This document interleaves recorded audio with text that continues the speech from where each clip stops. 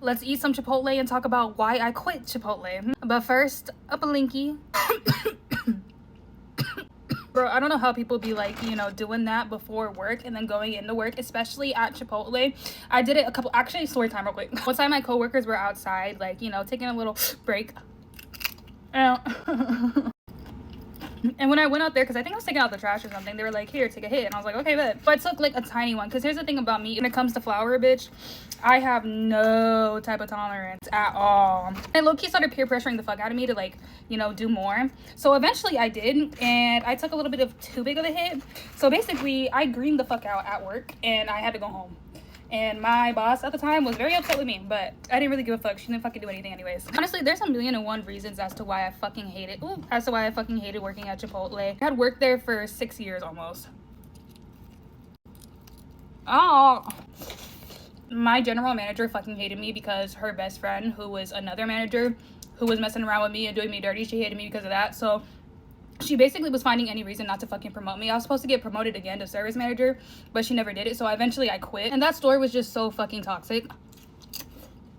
When it came to like work-wise at that store, it wasn't too bad. We actually had good workers. We had good managers when they weren't like in their, you know, best friend mode. Bro, Chipotle hits so good when you don't work there. They put their whole Duchessy into this. Ooh, ASMR. Did I do it right? Did you like it? Eventually, I had gotten a new job at Starbucks, and they, you know, the hours weren't, you know, they weren't doing it for me. So eventually, I picked up a second job back at Chipotle, but at a different location.